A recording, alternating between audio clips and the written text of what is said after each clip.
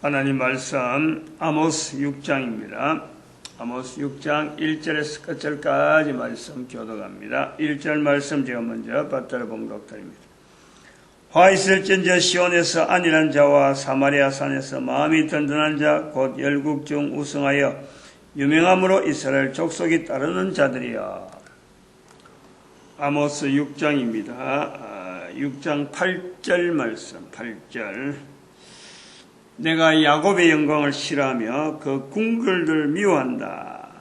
야곱의 영광을 싫어하며 그 궁궐들을 미워한다. 그 궁궐이라는 것은 잘 지은 거예요. 잘 지은 것. 우리나라 같은 경우에는 이조왕조의 기억이 뚜렷해가지고 궁궐 그러면 좀 늘 이렇게 좀 의리의리하고 좀 이렇게 위험 있고 하나의 문화적으로 남아서 참 좋은 모습, 그럴듯한 모습이니 그거는 당연한 거. 왕은 그 정도 있어야 되지 않느냐 하는 것이 당연하게 받아들이잖아요. 그러나 이조 시대보다 BC니까 이조 시대를 그래봐야 그 AD 1000년이 훨씬 지나는 거예요. 1200년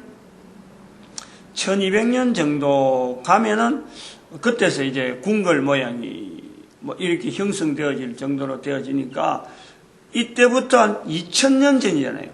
이조 시대 시작하기에 2000년 전쯤에 지금 요 아모스 이야기인 거라. 지금부터 2000년 전 가면 예수님 오실 때 이조 시대 시작할 때에 2000년 그러면 지금 아모스 시대에 나오는데 궁궐이 이렇게 지어진다는 것에 대해서 이거는 특별하게 좋은 집, 일반 서민들하고는 너무 차이가 나는 힘과 권력과 돈 그런 게 있을 때 이것이 지어지는 그런 걸 상징하는 거예요. 궁궐은.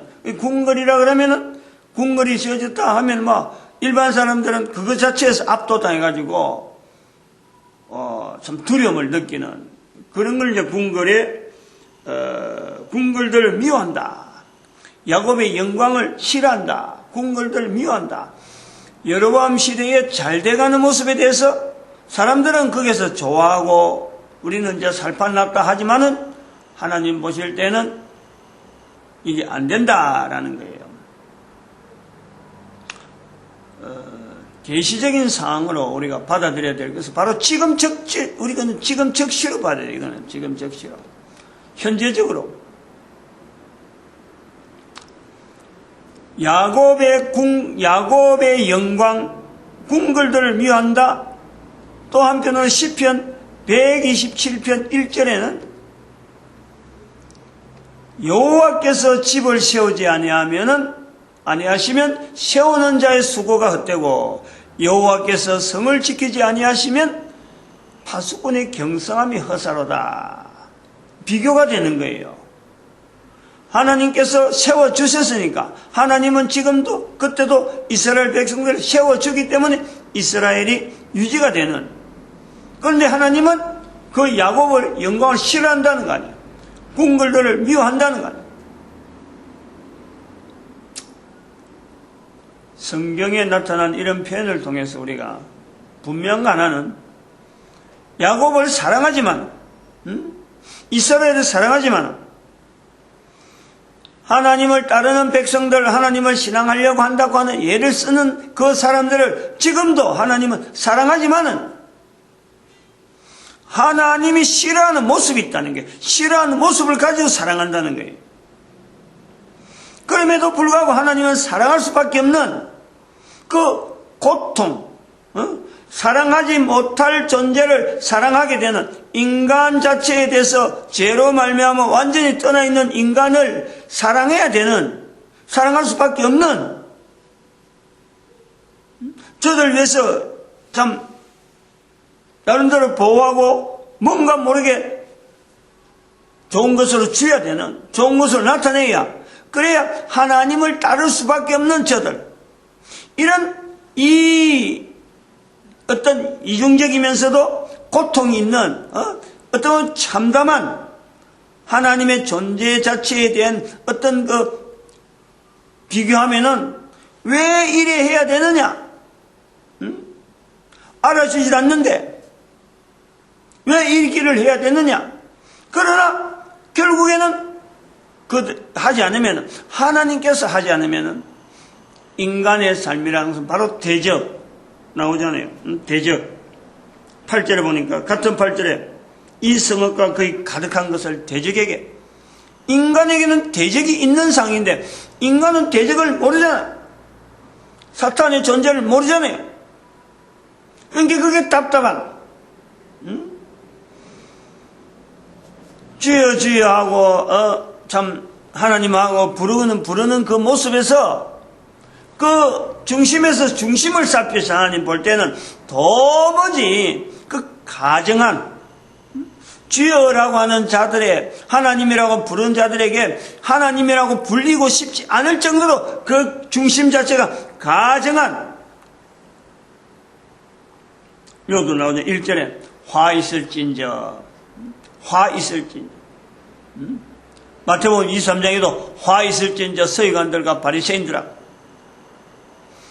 서기관들과 바리새인 중심에서 이끌어가는 이스라엘 백성들, 나름대로 하나의 조직체, 나름대로 참 어느 나라 어느 민족에 비하면은 그래도 가장 하나님을 잘 따른다고 할 수 있는 그 민족에게 하나님은 여전히 화 있을진저, 이스라엘 백성들의 이렇게 북왕국 이스라엘 백성들의 이래 흥황한 모습, 남왕국의 그 두 나라의 어떤 특별한, 다른 나라에 비하면은 이 나라들에 대한, 이스라엘 북왕국 이스라엘이나 남왕국 이스라엘, 이 나라들에 대한 비해서 어느 나라가 하나님에 대해서 이렇게 집중적으로 신앙을 나타내려고 한 나라가 당시에 어디에 비교해도 없잖아요.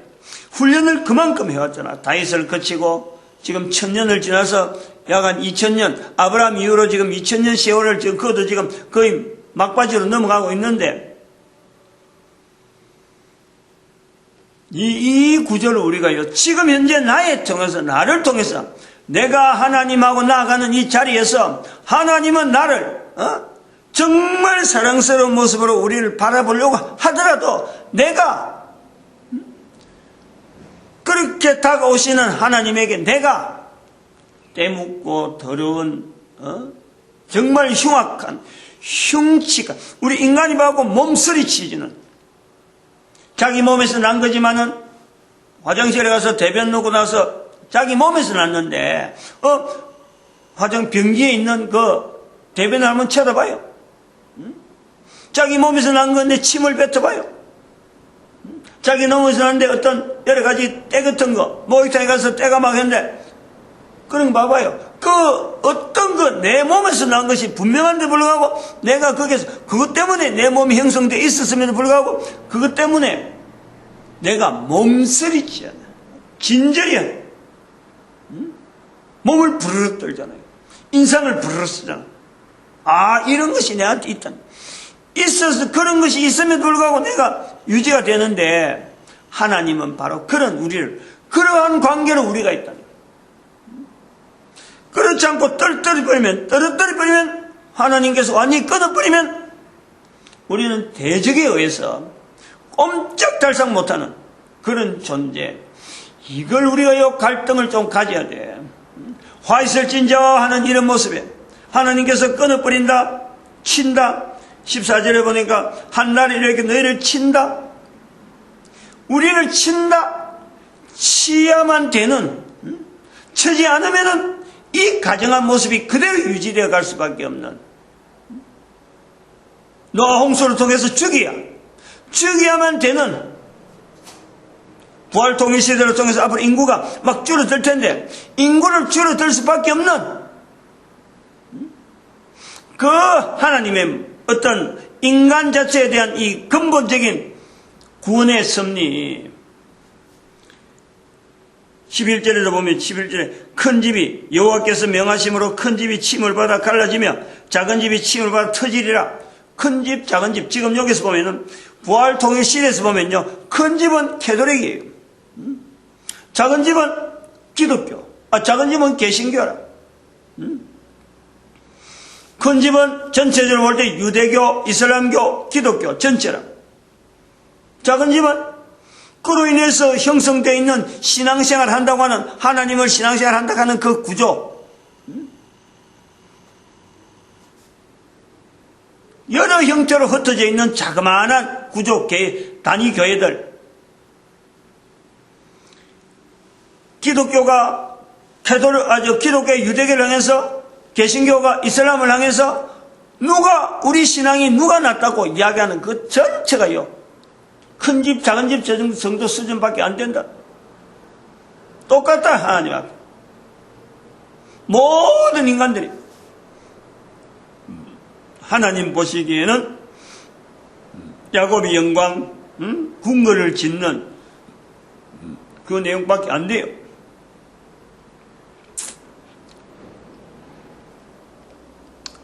중요한 내용을 지금 이야기하려고 지금 뜸을 들이는 거예요. 예를 한두 개 더 들어야 되니까 빨리 넘어야 돼. 사위가 있거든, 사위. 아들 있고, 사위 있고. 안정적이에요. 직장이 안정적이라. 집에 한번 갔는데, 여러 날 있으려고 했는데, 이틀 밤 자고는 새벽에 애들한테 말도 안 하고 처각을 알아가지고는 처각 붙잡는데도 불구하고 내가 나와버렸지. 못 있겠다, 이거. 이틀 동안 밤을 보내는데 차량을 새로 구하는 그 차량에 대해서 이야기를 하더라고. 나는 볼 때는 목사고, 그 아버지가 아직도, 부모님들이 아직도 예수 안 믿는데, 신앙생활 하지 못하는 부모님들에 대한 고민을 고민하는 정도만 하더라도 마음에 이제 그런 고민이 있는 게예요. 그런데 이틀을 보내고 아침 새벽 기도를 가는데, 교회에서 기도를 하는데, 이 모습은 아니다. 새벽에 기도도 안 나오고 바로 교회 옆에가 있는데 불구하고 새벽 기도 하면 안 나오는 이런 사위를 내가 거기에서 그함으로써 그걸 인정하는 게 되잖아. 이거는 나에게도 바른 자세가 아니다. 그래서 나와버린 거예요. 다시는 이 집에 안 들어온다.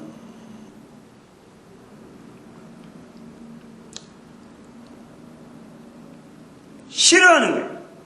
분명히 싫어하는 거예요. 그런 것이 연결되어서 이번에 9월 27일 날 와가지고 9월 28일 이틀 동안 보여줬던 그 모습들. 아들 내외, 딸 내외 다 똑같아요.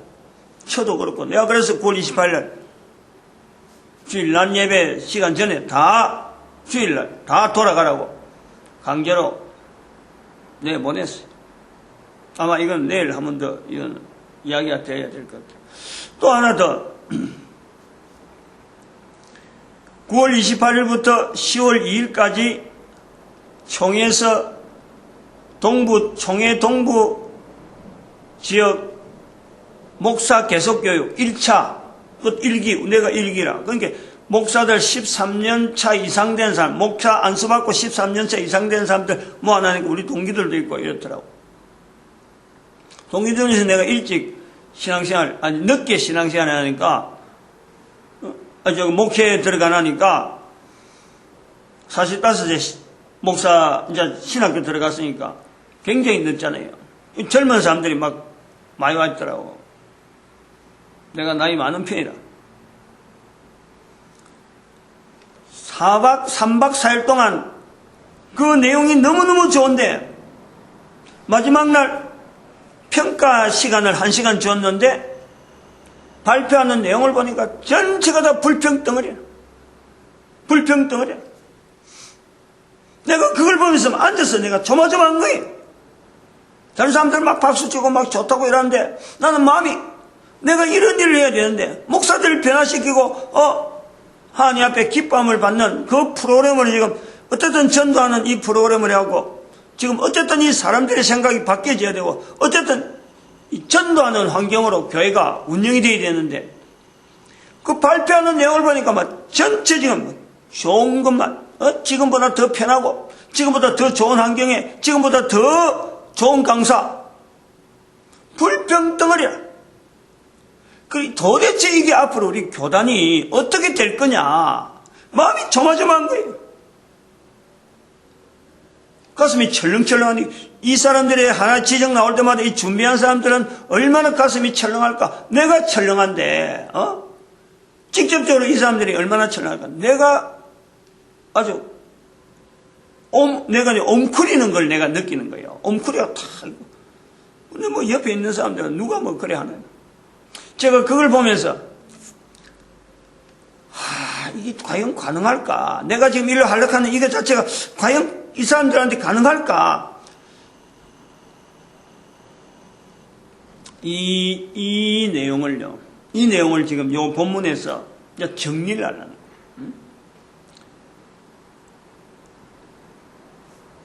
어저께,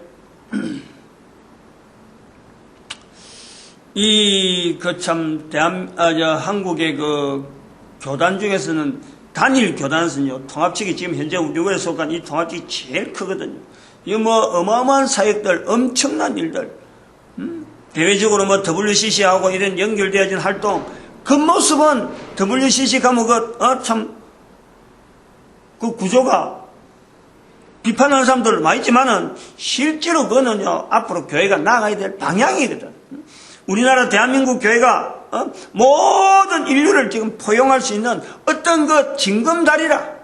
전 세계 교회연합회가 하나의 구성이 되는데 그게 극단적으로 있는 두 양극적 그 내용을 보지 말고 정규분포를 통해서 양극적을 보내고 그 중심에 있는 내용을 보면요, 당연히 모든 교회가 지향해야 되는 어떤 방향이라.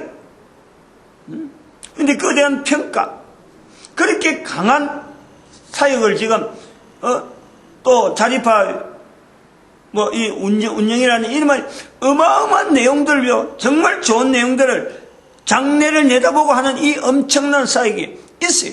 엄청나게 기해요. 다른 사람들 비판하고 막 안 된다 자꾸 하지만, 그러나 지금 본문처럼 6장에 있는 것처럼 이게 아모스의 눈에 보이는, 아모스를 통해서 나타나는 것처럼 야곱의 영광을 싫어하시는 하나님의 모습들, 앉아서 전체가 받기만 하려고 하지 이걸 긍정적으로 나타내서 주는 목회자들, 받는 것에 대해서 익숙해갖고 어쩌면 더 좋은 거 안 주나, 어쩌면 내가 더 좋은 혜택을 받지 못하냐, 이런 것에 대한만 전체가 다 훈련이 되어 있는 거예요. 안 된다. 이게 이제 안 된다는 생각이 어제 들었어요. 어제.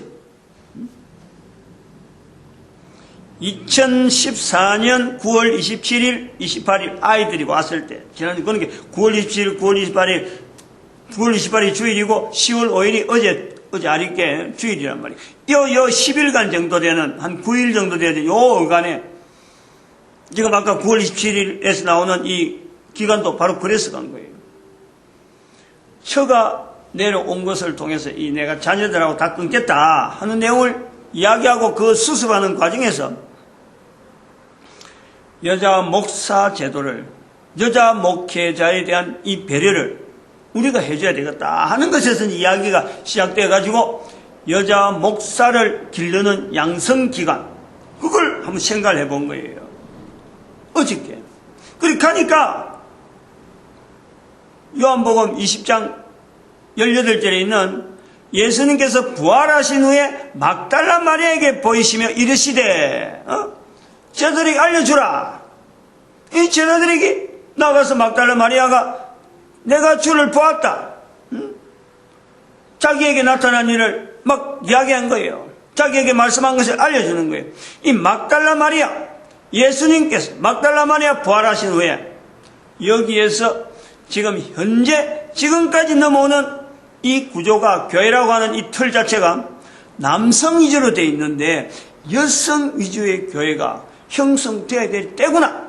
부활 통일시대를 우리가 선포했고, 예수님께서 부활 후에 막달라 마리아에게 자기를 보이시고, 그 제자들이 많이 있었는데 불구하고 그들에게 먼저 안 보이고 막달라 마리아에게 먼저 보였다는. 시대 자체가 부활 통일 시대라고 선포한 거하고 지금 너무 맞아가면서 어제는 제가 나름대로 고민했어요. 도대체 내가 이걸 해야 되는가 마는가 자료를 준비하고 여러 가지 기획을 하고 쭉 하면서도 손을 멈추고 이게 내가 정말 해야 되나? 이거 안 하려고 교단 따로 안 세우려고 내가 거리를 씌우고 지금 있는 교회마다 충분한데 또 다른 교단 세워도 되느냐 고민했는데 이게 기존의 교회가 남성 위주의 교회 구약도 그렇고 신약도 그렇고 전체가 다 넘어오는 게 남성 위주라. 그런데 필요한 것은 앞으로 필요한 것은 여성 위주의 목회자 목회 현장이 여성 위주의 교회 운영이 이게 필요한 시대로 넘어가는 거예요. 왜냐하면 사람이 죽었는데 사람이 죽는데 누가 죽겠느냐? 남자의 후손들이 죽지 않느냐 이거예요. 죽어가는 거 아니에요. 여자의 후손들이 남아야 창세기 3장 15절에 있는 말씀 여자의 후손들이 사탄을 그 머리를 짓누르는 그래서 1대3 남자 하나 여자 3명 요 비율로 목회 현장을 유지하는 1대3 복지관계 여자들 남자들 나이 많이 들면은 완전히 자녀들하고 다 끊어버리고 완전히 1대3 돼서 다시 하나의 가정형태 되고 공동체 생활 형태로 그들이 요 노후를 그쪽으로 몰아가는 지금 국가에서 말하는 노후 대책 문제 이게 굉장히 중요한 건데 이게 이제 우리가 실시해야 된다. 마치겠습니다.